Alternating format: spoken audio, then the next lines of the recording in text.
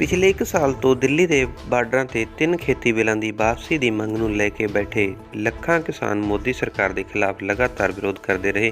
उत्थे ही विदेशों च बैठे हज़ारां पंजाबी भारतीयों ने भी मोदी सरकार नूं लानतां पाईयां। हुण चाहे सरकार ने 3 खेती बिल वापसी के कानून नूं पास कर दिता है, पर दिल्ली के बार्डर से उस तरह ही हुण भी MSP बिल नूं पास करन, शहीद किसान परिवारां नूं मुआवजा ते बिजली बिल वापसी समेत होर मंगां नूं लैके धरना जारी है। 3 खेती बिलों का विरोध भारत विच ही नहीं, दुनिया भर विच वसदे पंजाबी भारतीयों ने भी विदेशी धरती ते रोष मुजाहरा किया। इस तरह ही कनाडा की ब्रैम्पटन सिटी च वसदे पंजाबी भारतीयों ने दिल्ली धरने शहीद होए करीब 750 किसानों को श्रद्धांजलि देंदे हुए रैली कढ़ी।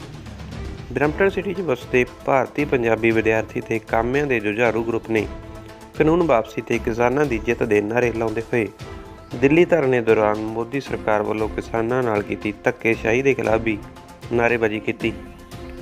तुसीं भी देखो कनाडा की ब्रैम्पटन सिटी च वसदे पंजाबी भारतीय ते जुझारू ग्रुप ने किस तरह श्रद्धांजलि देंदे हुए हरियाणा पंजाब यूपी एकता के नारे ला के रैली कढ़ी। नौजवानों ने किसानी झंडे ला के किसानों की जित के स्लोगन नाल शहीद किसानों को श्रद्धांजलि दी।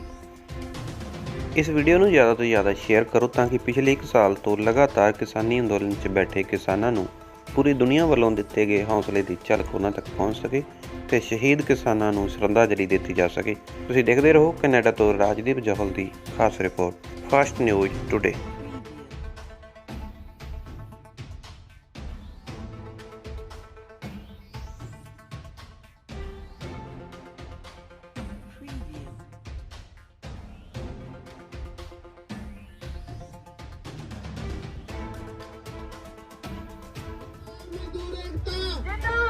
किसान मजदूर एकता जिंदाबाद, किसान मजदूर एकता जिंदाबाद, किसान मजदूर एकता जिंदाबाद, नो फार्मर नो फार्मर साडा एकता जिंदाबाद, साडा एकता जिंदाबाद, किसान मजदूर एकता जिंदाबाद, किसान मजदूर एकता जिंदाबाद, no farmer no food, Punjab Haryana एकता जिंदाबाद, पंजाब राजस्थान एकता जिंदाबाद,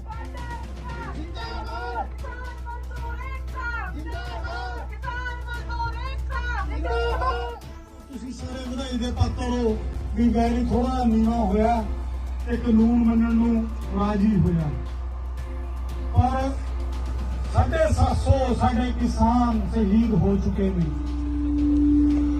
ਤੇ ਮੈਂ ਮਾਫੀ ਚਾਹੁੰਦਾ ਤੇ ਪਹਿਲਾਂ ਮੈਂ ਥੋੜਾ ਦੱਸਦਾ। ਨਾਮ ਮੇਰਾ ਸਤਵਿੰਦਰ ਸੰਧੂ ਆ, मैं 8वीं में स्टूडेंट हुआ हुआ इंडिया किसान आंदोलन चला के हैं ਤੇ ਮੈਂ ਕਰਨਾਲ ਦਾ ਯੂਆ ਪ੍ਰਧਾਨ ਹਾਂ ਭਾਰਤੀ ਕਿਸਾਨ ਯੂਨੀਅਨ ਦਾ। ਤੇ ਬਾਈ ਜੀ ਜਿਹੜਾ ਅਤਿਆਚਾਰ ਉੱਥੇ ਹੋਇਆ 28 ਅਗਸਤ ਨੂੰ ਅਸੀਂ ਉੱਥੇ ਹੀ ਸੀਗੇ। ਪੁਲਿਸ ਨੇ ਜੋ ਅਤਿਆਚਾਰ ਕਰਿਆ ਬਹੁਤ ਬੁਰਾ ਹਾਲ ਸੀਗਾ। 5-5 ਵਾਰ ਬਜ਼ੁਰਗ ਵੀ ਨਹੀਂ ਛੱਡੇ, ਕੋਈ ਨਿਆਣਾ ਵੀ ਨਹੀਂ ਛੱਡਿਆ। ਤੇ ਜਿਹੜੀ ਲਖੀਮਪੁਰ ਵਾਲੀ ਕਤਲ ਹੋਇਆ, ਇਹੋ ਜਿਹਾ ਕਤਲ ਨਾ ਕਦੇ ਹੋਇਆ ਨਾ ਕਦੇ ਹੋਣਾ।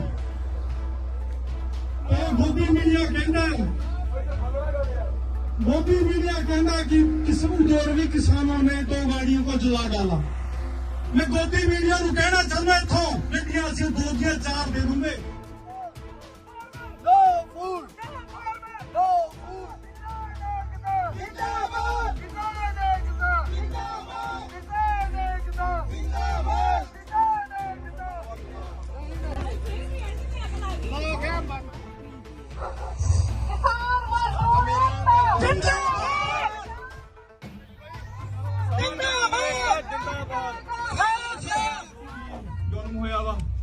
सानू पीड़ नहीं थे आउंदी, सानू पीड़ नहीं थे आउंदी ਜਿਹੜੇ ਜ਼ੁਲਮਾਂ ਚੋਂ ਜੋਸ਼ ਜਿਵੇਂ ਕਹਿੰਦੇ ਦੂਣ ਸਵਾਏ ਹੋਏ।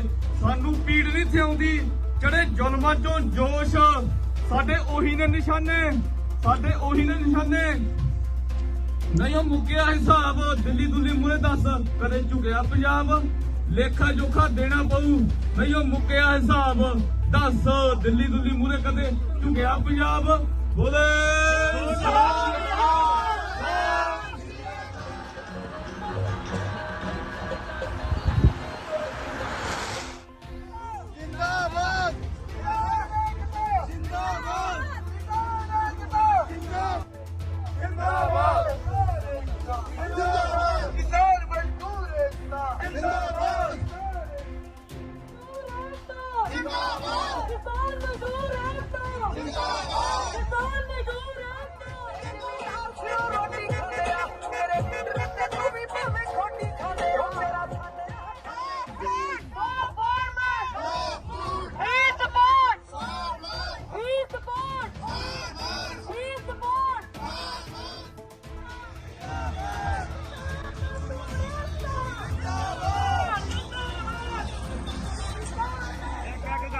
ਸਾਰੇ ਨਾਲ ਧਿਆਨ ਜਿੰਨੇ ਵੀ ਲੀਡਰ ਅੱਜ ਤੱਕ ਆਏ ਆ ਆਇਆ ਚੜ੍ਹਦੇ ਤੋਂ ਚੜ੍ਹਦਾ ਬੇਈਮਾਨ ਆਇਆ ਚੜ੍ਹਦੇ ਤੋਂ ਚੜ੍ਹਦਾ ਬੇਈਮਾਨ ਇੱਕ ਹੁੰਦਾ ਸੀ ਪਹਿਲਾਂ ਹੁਣ ਨਹੀਂ ਹੁੰਦਾ ਸੀ ਮੇਨ ਜੋ ਲੀਡਰ ਪੰਜਾਬ ਦਾ ਉਹਦੀ ਸੀਗੀ ਵਿੱਚ ਪਹਾੜਾਂ ਜਾਨ ਦਿੱਲੀ ਬੈਠੇ ਨਹੀਂ ਦਿਸੇ ਨਹੀਂ ਉਹਨੂੰ ਕਿਸਾਨ ਇੱਕ ਬੀਜੇਪੀ ਦਾ ਲੀਡਰ ਕਿਤੇ ਹੁੰਦਾ ਸੀ ਉਹ ਕਹਿੰਦਾ ਹੁੰਦਾ ਸੀ ਮੁੰਨੀ ਬਦਨਾਮ ਅੱਜ ਉਸੇ ਮੁੰਨੀ ਦਾ ਦੇਖੋ ਬਣਿਆ ਕਿਵੇਂ ਪ੍ਰਧਾਨ ਖਹਿਰਾ ਵੀ ਗਿਆ ਸੀ ਉਧਰ ਉਸੇ ਕੰਮ ਨੂੰ ਉਹਦਾ ਹੋ ਗਿਆ ਫੇਲ ਨਕਾਮ ਵਧੀਆ ਮੁਲਕ ਸੀ ਆਪਣਾ ਸਾਡੇ ਜ਼ਮੀਨਾਂ ਤੇ ਖਾਲੀ ਪਏ ਮਕਾਨ ਖੇਡ ਮੰਤਰੀ ਬਣਾ ਦਿੱਤਾ ਜਿਹਨੂੰ ਪਤਾ ਨਹੀਂ ਹੁੰਦਾ ਕੀ ਮੈਦਾਨ ਖੇਤੀ ਮੰਤਰੀ ਬਣਾ ਦਿੱਤਾ ਜਿਹਨੂੰ ਪਤਾ ਨਹੀਂ ਖੇਤੀ ਕਿਵੇਂ ਕਰਦੇ ਕਿਸਾਨ ਜਿਹਨੇ ਜਨਾਨੀ ਸਾਂਭੀ ਨਾ ਉਹ ਮੰਤਰੀ ਪ੍ਰਧਾਨ ਕਦੇ ਨਾ ਮਿੱਤਰੋ ਭੁੱਲਣਾ ਨਹੀਂ ਕਬਰਸਤਾਨ ਰੌਕਿਆ ਵੜਿਆ ਉੱਥੋਂ ਨਹੀਂ ਕੋਈ ਮੁੜਦਾ ਜਦੋਂ ਬੰਦਾ ਭਰਦਾ ਆਖਰੀ ਰਾਨ ਭਰ ਲੈਂਦਾ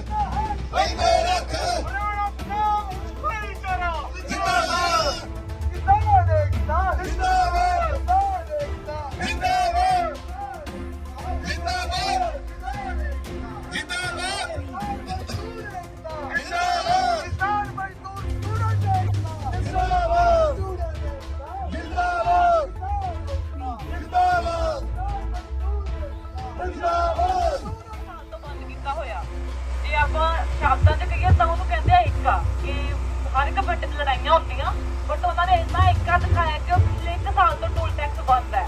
ਸੋ ਜਦੋਂ ਤੋਂ ਮੈਂ ਆਉਣਾ ਸਟਾਰਟ ਕੀਤਾ ਸੋ ਸਪੈਸ਼ਲ ਥੈਂਕਸ ਮੈਂ ਪ੍ਰੀਤ ਦਾ ਕਰੂੰਗੀ। ਉਹ ਕੱਲੀ ਕੁੜੀ ਖੜਦੀ ਹੁੰਦੀ ਸੀਗੀ ਅੱਜ ਤੱਕ ਜਿੰਨੀਆਂ ਵੀ ਰਾਈਡਾਂ ਠੀਕ ਆ ਉਹਦੇ